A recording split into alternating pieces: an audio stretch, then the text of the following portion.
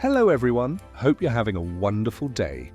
Today we'll follow Jack, Tu Tien, little Anna, Grandma Loy, and Uncle Dung on a magical road trip to Sapa, where they chase real falling snow and their long-held dreams finally come true. If you enjoy this episode, don't forget to subscribe so you won't miss the next videos. It started on an ordinary evening at the farm after dinner, when the house was finally quiet. Anna had fallen asleep early, worn out from chasing chickens and playing with her toy turtle. Tu Tien was folding laundry on the sofa, a small pile of tiny jackets and socks growing beside her. Jack sat at the table with his phone in hand, scrolling absent-mindedly through the news while the kettle hummed on the stove. Then a headline stopped him. Sapa welcomes first snowfall of the season. He tapped it. A video opened. The stone church in the town square, roofs dusted white, children in bright jackets throwing handfuls of snow at each other. People's breath fogged the air. Snowflakes drifted down under streetlights like slow, silent confetti. Jack's heart jerked a little. He glanced up at Tu Tien. She was smoothing out one of Anna's sweaters, eyes distracted, humming softly. He remembered the nights she'd told him, half joking, half serious. One day I'll want to see real snow, not in movies, outside, falling. Tu, he called quietly. She didn't look up. You know what's happening in Sapa right now? She stopped folding, finally raising her head. What? He turned the screen toward her. The video replayed, snow swirling around a group of tourists, laughing like kids. For a few seconds she said nothing. Her face was still, then slowly her eyes lit up in a way he hadn't seen for a while, pure, childlike, no trace of worry. That's real? She asked.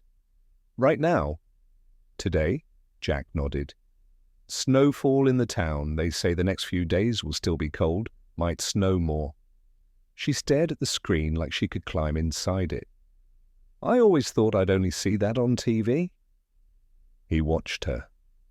This woman had gone through hospitals, surgeries, storms he wished she never had to see. She had stood by his side when life fell apart, then helped him build it again from soil and sweat. If there was any wish he could make real, it was hers. So, he said casually, though his heart was already racing ahead. How do you feel about actually going? She blinked. Going where? Sapa, he said. You, me, Anna, Mother Loy, Uncle Dung, we pack jackets, I drive the white car, we go see the snow with our own eyes. For a moment she just stared at him, like he'd spoken another language. Then a slow smile spread across her face, soft and unbelieving. Jack, that's far, she said, half protesting. It's cold, the road is long, Anna is still small, Mum is... He raised a hand gently. I know, and we'll only go if we prepare well. Warm clothes, careful driving, a nice homestay so no one freezes. He leaned forward, eyes warm. But if there's ever been a time to do something a little crazy, isn't it now? We're all together. You're healthy. Anna's old enough to look at snow and actually react, not just sleep through everything. Tu Tien's fingers twisted in the fabric of a small sweater. Her heart was already halfway up a mountain she'd never seen. You really think we can do it? He grinned. I don't think, I know. There it was, the moment she let herself believe. Her shoulders dropped, the careful, responsible mom expression melting into something brighter. Then, she said slowly, the words tasting unfamiliar and wonderful at the same time. Let's go see snow. From that second, the calm evening turned into quiet planning. Jack opened a travel website on his phone and started searching for homestays in Sapa. He filtered for family room, mountain view, near town centre. Photos slid past, wooden houses with wide balconies, warm yellow lights behind windows, fluffy blankets piled on big beds. "This one," he said, tapping a picture. "Look, view over the valley. They have electric blankets and heating and breakfast included. And here," he pointed, "another small room for Mom and Uncle Dung." Tu Tien came around the table, leaning over his shoulder. Outside the window, the farm lay dark and familiar. On the screen, a different world waited. Mist, pine trees, a town wrapped in cold. "Ask if they have a crib or an extra mattress for Anna," she said automatically. "And if the road to get there is scary, she'll sleep between us," he smiled. "Best heater in the house." He messaged the homestay owner, exchanged a few quick texts, and within 15 minutes their rooms were booked for 2 nights. The dates on the confirmation screen made it feel suddenly real. "We're actually doing this," she whispered. "We are," he answered. "Now, your department." "My department?" He nodded toward the wardrobe. "Coats, socks, gloves, hats. You're the boss of warmth." Her mom mode snapped on at once. She set the laundry aside, went straight to the closet and pulled out a large suitcase that had been sleeping under the bed since their last big trip. "Okay," she muttered to herself, already thinking out loud. "Thermal shirts for you, thick sweater, padded jacket. For me, 2 sets of warm clothes, leggings, scarf. For Anna, everything."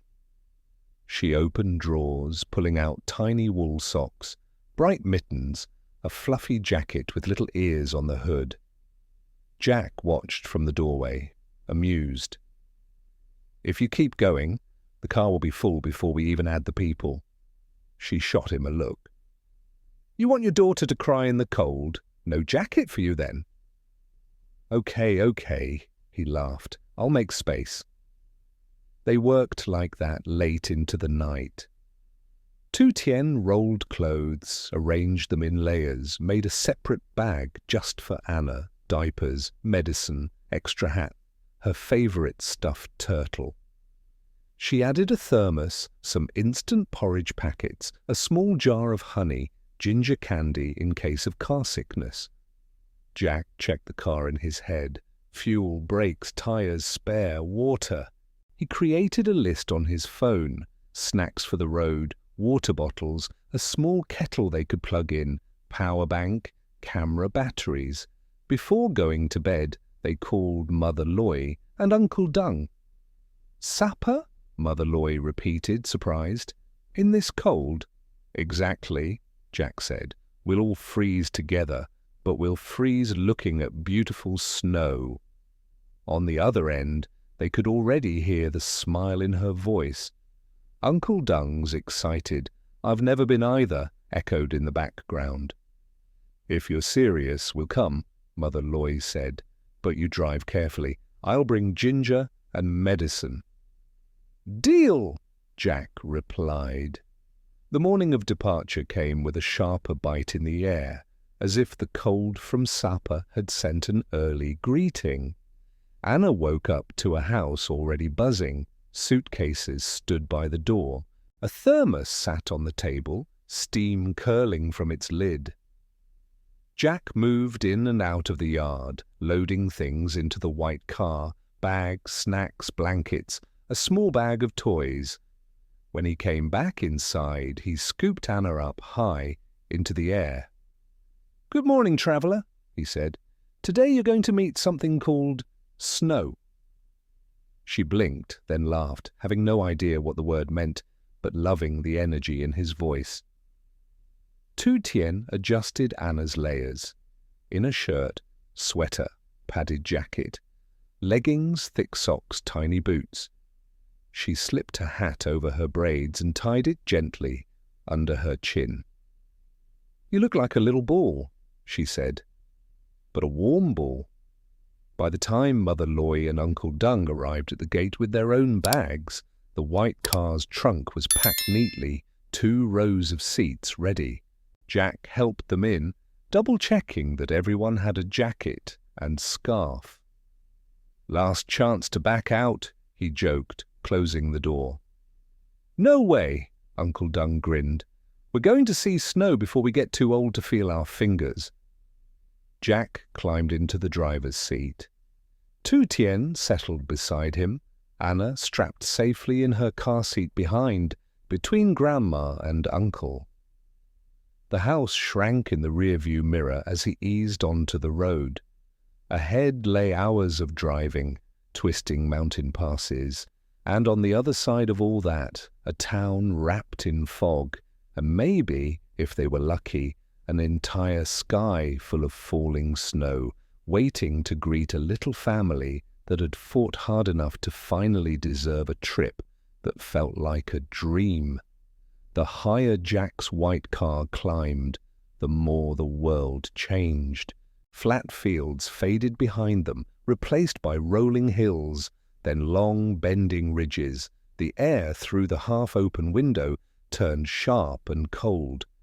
In the back seat, Anna pressed her nose to the glass, watching tiny houses drop away and clouds drift closer. Every time the road curved to reveal a new cliff or a narrow waterfall, she let out a soft "oh," making the whole car laugh. "Everyone still all right?" Jack asked, hands steady on the wheel. "No one is seasick yet," Uncle Dung said. Beside him, Mother Loy held a piece of ginger ready. Next to Jack, Tu Tien sat in silence, her eyes glued to the view. The higher they drove, the more it felt like they were heading toward a picture she'd carried in her heart for years. After nearly 5 hours, the road leveled and buildings appeared again. Signs for homestays and cafes lined the street, many decorated with small pine trees and strings of red and green. But the strongest signal they'd arrived wasn't decoration. It was the cold wrapping around the town. Jack cracked the window. A breath of icy air rushed in. "We're here," he said quietly. "Welcome to Sapa." The town moved slowly, bundled in jackets and scarves. Children in wool hats clung to their parents. Vendors stood behind steaming carts of grilled corn and sweet potatoes. In the main square, the stone church stood solid, its roof lightly dusted white. "Look," Tu Tien breathed. Snow lay in a thin layer on car roofs and flower beds. A few flakes still wandered down, slow and soft, disappearing on warm skin. Real snow, not from a screen. Jack followed directions up a hill to their homestay, a wooden house with a wide balcony and warm yellow light in the windows. Fairy lights framed the door. The owner stepped out in a thick sweater, smiling. "You must be Jack's family. Come inside before you freeze."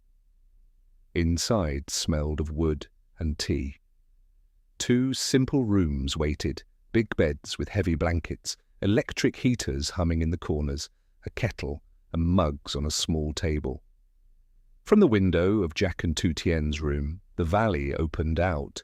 Terraced fields, clusters of houses, mist sitting low, patches of white on far slopes. "This feels like a dream," Tu Tien murmured at the glass. "Good," Jack said, slipping his arms around her, "because you've talked about this one for a long time." On the floor, Anna tested the bed with tiny jumps, then pressed her palms to the cold window, leaving little handprints. Mother Loy and Uncle Dung set down their bags with tired but excited faces. They had never expected at their age to sleep on a mountain above the clouds. After a short rest and a round of extra layers, shirts, sweaters, padded jackets, hats, gloves, they stepped outside again. Anna bundled into a small walking ball. The cold out here was different from at the farm. It bit into cheeks and turned every breath into a small cloud. but it also carried something bright. Christmas music floated from a shop doorway. Strings of lights above the streets waited to fully glow. The whole town felt like it was holding its breath before a celebration. They walked slowly toward the center. Jack carried Anna part of the way, then set her down so she could stomp in her little boots. Shops on both sides displayed thick coats, shawls, wool socks, embroidered bags. Wooden stalls showed handmade souvenirs and toys. Vendors greeted them with gentle voices and foggy smiles. "Look, snowman gloves," Tu Tien said, lifting a tiny pair. Anna grabbed one and refused to let go. Problem solved. Jack paid, shaking his head with a grin. They stopped at a street stall where bowls of soup steamed under the cold air. Sitting on low stools, they wrapped their hands around hot pho bowls. The broth went down deep and warm. Anna got her own small bowl of soft noodles and broth, which she ate carefully, cheeks already pink from the chill. By the time they reached the square near the church, the sky had turned dark blue. Strings of lights blinked on overhead. The night market woke up fully. Grilled skewers, roasted chestnuts, sticky rice in bamboo, hot drinks. Christmas decorations filled every corner, plastic snowflakes, red ribbons, signs wishing Merry Christmas in slightly crooked handwriting. Jack bought hot cocoa for Tu Tien and a sweet corn drink for himself. The vendor warmed some milk for Anna in a little cup. She held it with both hands, blowing seriously on each sip, as if that was her main job. "I thought our Christmas mood this year would just be in the yard, with our small tree," Jack said, watching the crowd. "Me too," Tu Tien replied. "Instead, we're standing in a place where the cold did all the decorating for us." They wandered without a plan. They bought a small wooden keychain carved with mountains and Sapa for Anna's memory box. Mother Loy found a thick shawl. Uncle Dung insisted on posing for pictures any time snow appeared in the frame. Then Jack noticed people drifting toward the open space in front of the church. The air there looked heavier, almost like it was waiting for something. "Tu," he said quietly. "Look up." Under the streetlights, new snow had started to fall. At first, just a few specks, then more, turning into soft lines of white, sliding down through the glow. Without thinking, Tu Tien grabbed his hand. "Jack!" Her fingers trembled. He squeezed back. "Come on, let's stand right in the middle." They stepped into the open square. Snowflakes landed on their jackets, hair, and eyelashes. They were cold, light, and completely real. Anna stuck out her hands, confused by the sudden icy tickle. A flake landed on her nose. She went cross-eyed trying to see it, then sneezed. People nearby laughed gently. Tu Tien tilted her face to the sky. For a long moment, she didn't move. The noise of the market softened. All she felt was cold biting her cheeks, flakes melting on her skin, and a quiet, heavy gratitude that after everything, her body was still here, standing in the exact dream she'd once doubted. Jack watched her, snow gathering in her hair. He brushed a few flakes from her scarf. "So," he asked softly, "Mrs. One day I'll want to see real snow. How is it?" She looked at him, eyes bright. "Like I finally caught that one day," she said, "and it didn't run away." Jack bent, scooped a small handful of snow from a low wall and held it out to Anna. "This," he told her, "is called snow. Cold water that decided to fall slowly." She poked it, flinched at the cold, then grabbed it with her glove and laughed as it crumbled and melted in her fist. They stayed in the square until their fingertips tingled and their ears hurt, until even Uncle Dung admitted he couldn't feel his nose. But no one really wanted to be first to leave. The cold was part of the memory now. Back at the homestay, they peeled off layers and crowded around steaming tea the owner brought up. Outside the window, Sapa glowed under a thin blanket of white. A few last flakes still drifted down through the streetlights. Jack looked around the warm wooden room, at Mother Loy sipping tea, at Uncle Dung replaying shaky snow videos, at Anna fighting sleep in Tu Tien's lap, still clutching one snowman glove. He met his wife's eyes. They didn't need words. Both of them knew how easily this trip might never have happened, how many nights they'd thought later might not exist. Yet here they were, in a mountain town wrapped in lights and cold, with their daughter's first snow still melting on her gloves. Whatever waited back on the farm, this day was already theirs, the day a small family in a white car chased a dream up winding roads and found it gently falling from the sky. After dinner at the farm, Jack scrolls his phone and sees breaking news. Sapa is covered in fresh snow. Remembering Tu Tien's old dream of seeing real snow with her own eyes, he decides not to just talk about one day anymore. He books a cozy mountain homestay, and together they pack thick clothes, hats, gloves, and tiny boots for 15-month-old Anna. The next morning, Jack drives their white car for hours through twisting mountain roads with Grandma Loy and Uncle Dung riding along and Anna glued to the window. When they finally reach Sapa, the air is icy, the streets glow with knoll lights, and thin snow coats the rooftops. That night in the town square, snow begins to fall again, and Tu Tien quietly realizes her impossible dream has finally come true. Jack just holds her hand, smiling.